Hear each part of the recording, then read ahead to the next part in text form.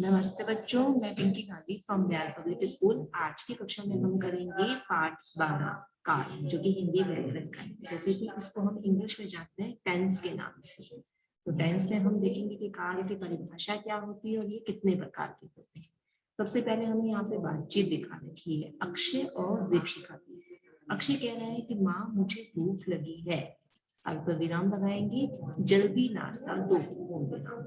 दीपशिखा, भैया माँ पहले मंदिर गई थी, अब वह टहल रही हैं, घर आने पर हमारे लिए नाश्ता बनाएंगी।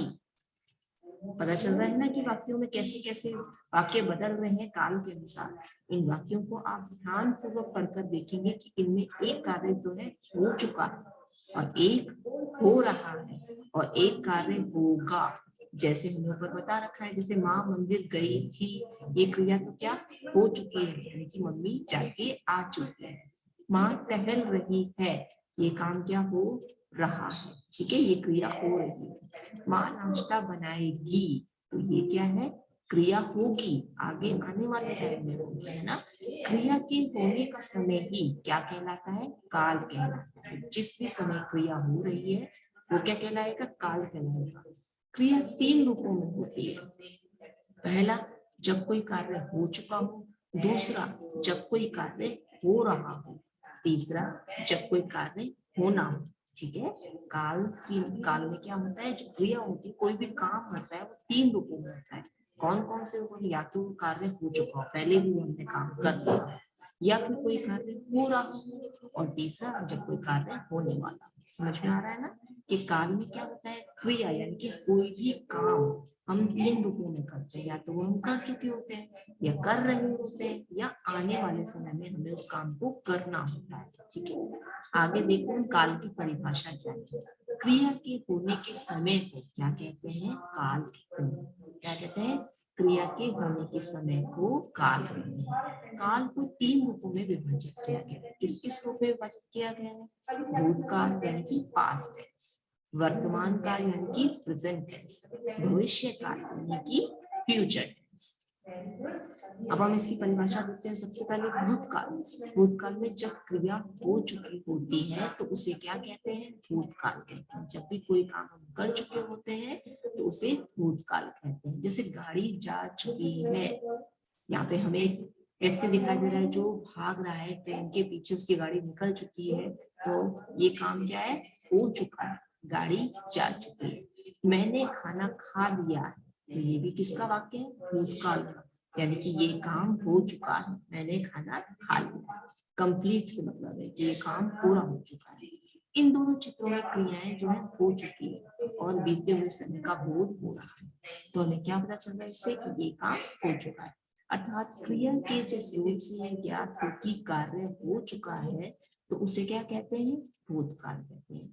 क्रिया के जिस रूप से हमें पता चलता है कि ये काम पूरा हो चुका है, कंप्लीट हो चुका है, तो उसे हम भूतकाल कहते हैं। क्लियर है, आगे बढ़ते हैं हम वर्तमान काल की ओर। जब क्रिया हो रही हो तो उसे क्या कहते हैं, वर्तमान काल कहते हैं। क्या कहते हैं, वर्तमान। जब कोई काम अभी, जैसे हम पढ़ रहे हैं, तो ये भी किसमें आएगा, वर्तमान काल में, क्योंकि हम अभी पाठ 12 काल पढ़ रहे हैं, तो ये किसमें आएगा, वर्तमान काल में। जैसे नेहा गाना गा रही है, अभी भी गा रही है, तो ये किसमें आया, वर्तमान काल में। मोहिनी फुटबॉल खेल रही है, यानी कि अभी भी खेल रही है, तो ये किसमें आया, वर्तमान काल में। इन दोनों चित्रों में क्रियाएं हो रही है, अर्थात वर्तमान काल का बोध होता है। अब हम इसकी परिभाषा देखते हैं कि क्रिया के जिस रूप से यह ज्ञात हो कि कार्य हो रहा है तो उसे क्या कहेंगे, वर्तमान काल कहेंगे। ठीक है, आगे हम देखते हैं भविष्य काल।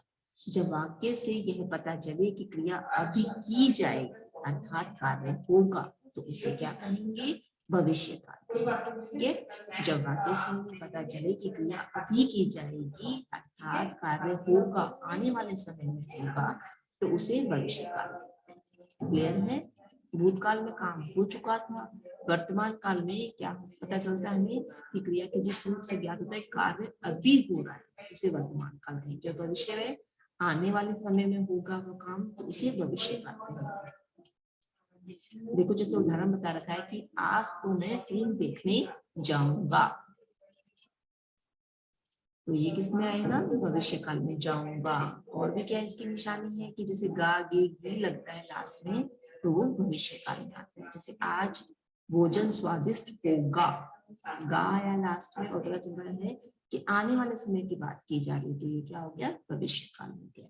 इन चित्रों और विचारों से अनुमान लगाया जा सकता है कि क्रिया अभी होगी, अर्थात क्रिया के जिस रूप से ज्ञात होगी क्रिया अभी होगी, वो किस में आएंगे? भविष्य काल में आ जाएंगे।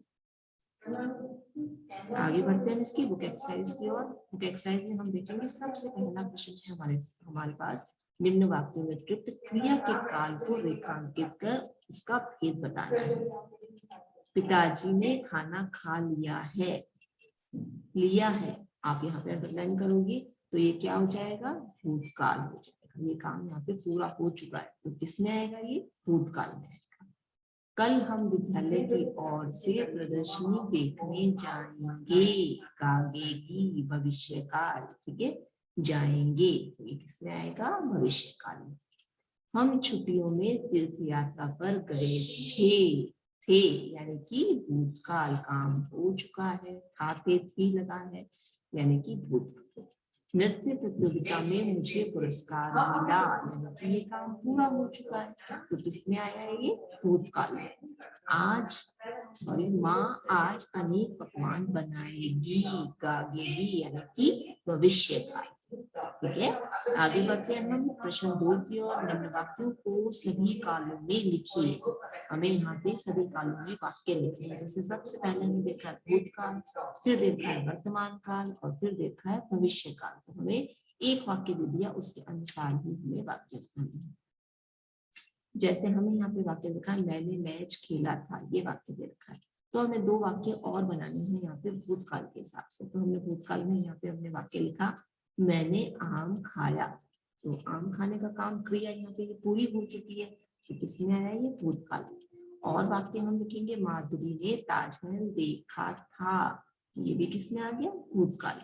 अब हम वर्तमान काल के वाक्य लिखेंगे। यहाँ पे एक हमने यहाँ पे लिखा हुआ मिला है हमें, मैं आम खा रहा हूँ, इसी वाक्य को हमें आगे बढ़ा देना है, ठीक है। भूतकाल में हमने लिखा था मैंने आम खाया, वर्तमान काल में हम लिखेंगे मैं आम खा रहा हूँ, और भविष्य काल में हम लिखेंगे मैं आम खाऊंगा, ठीक है। ऐसे ही हमें एक वाक्य यहाँ मिला है हमने मैच खेला था, तो ये हो गया भूतकाल का, और इसी को जब हम वर्तमान काल में बदलेंगे तो आ जाएगा हम मैच खेल रहे हैं, और जब हम इसको भविष्य काल में बनाएंगे तो हम मैच खेलेंगे, ठीक है।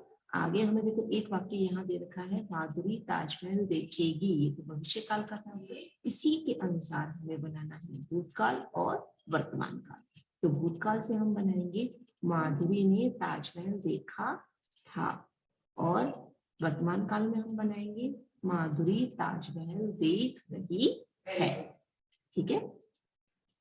आगे बढ़ते हैं। देखो आगे हमें मिला है निम्न वाक्यों को पूरा करना है। जब क्रिया हो चुकी हो तो वह डैश कहलाता, काल कहलाता है। क्या होता है वो?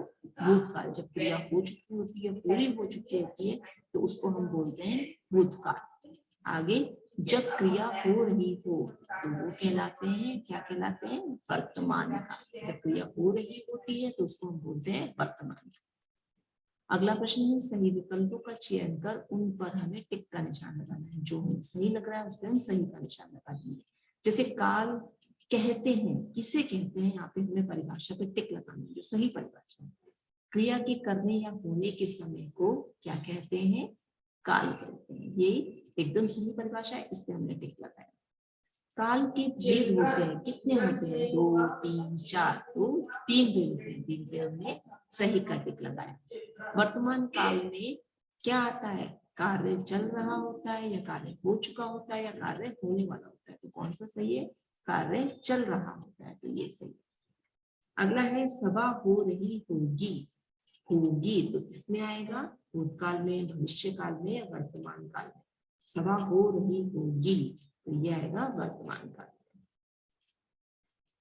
ये हो गई बच्चों हमारा चैप्टर और हमारी बुक एक्सरसाइज। आज की कक्षा में हम इतना ही करेंगे।